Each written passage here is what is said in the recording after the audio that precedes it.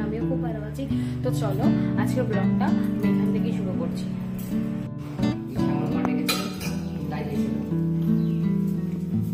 কি রান্না করছো তুমি মা এখন? শুধু বেগুন ভাজা, ঠিক আছে।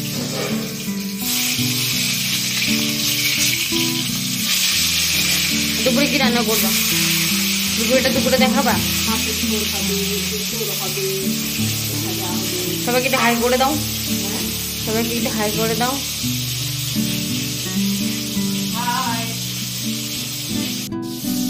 এই দেখো মা এখন পোড়া ভুট্টা, তাই তো পুরি ফেলেছে, ভুট্টা থেকে একদমই পুরি ফেলেছে, লেবু হচ্ছে, এখন খাবে।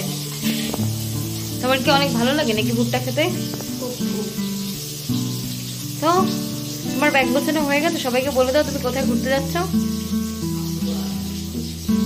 হ্যাঁ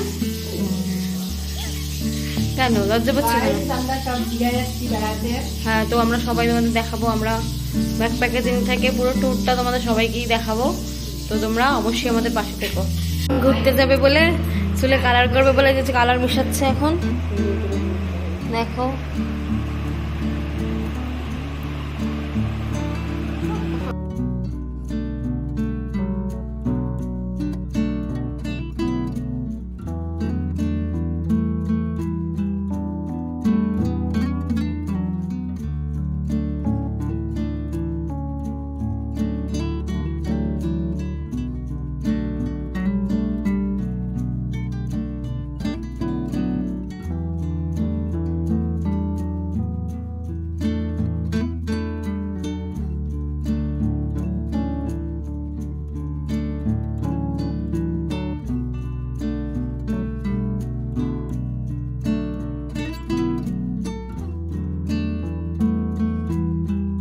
এই দেখো বন্ধুরা, কি সুন্দর ঠান্ডা হাওয়া দিচ্ছে জানো, বৃষ্টি আসবে মনে হচ্ছে, মেঘ করেছে। এই দেখো বাড়িটা। তো কালকে মা মেয়ে মিলে যাচ্ছি ঘুরতে। তো তোমার কেমন লাগছে বলো? খুব আনন্দ হচ্ছে, খুব আনন্দ হচ্ছে। আমার কি স্মাইল, হাসি একেবারে, খুশি একেবারে ভরভরকে নিকালা। ঠিক আছে চলো। তো হ্যালো বন্ধুরা, আমার বড় হঠাৎ করে ফোন করে বলছে আজকে সন্ধ্যেবেলা ভালো কিছু মেনু করবে। তো আমি বলছি ঠিক আছে কেন না। তো চলো ওর জন্য আমি কি মেনু বানাচ্ছি তোমাদেরকে শেয়ার করি।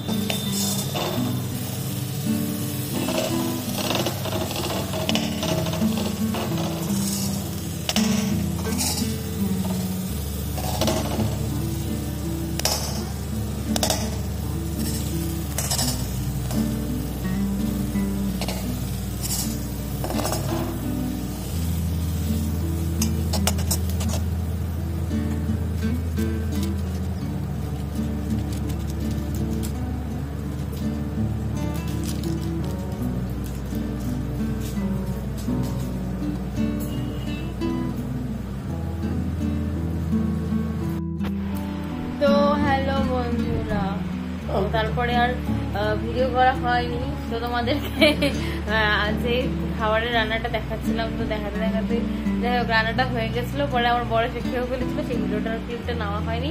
তো এখন দেখো, এই দেখো আমার বর এখন মনের দুঃখে শুয়ে রয়েছে, কারণ কিনা কালকে আমি ঘুরতে চলে যাব। তো বেচারা দুদিন একা একা থাকবে। কি কষ্ট হচ্ছে বর? কষ্ট হবে না? কেমন কষ্ট হচ্ছে? 2 ঘন্টা থাকতে পারি না। ও আচ্ছা, তোমাকে ছেড়ে 3টে দিন থাকতে হবে। যাই হোক তুমি পারবা থাকতে? থাকতে তো হবে। যখন আমি ছিলাম না তখন তো একাই থাকতাম।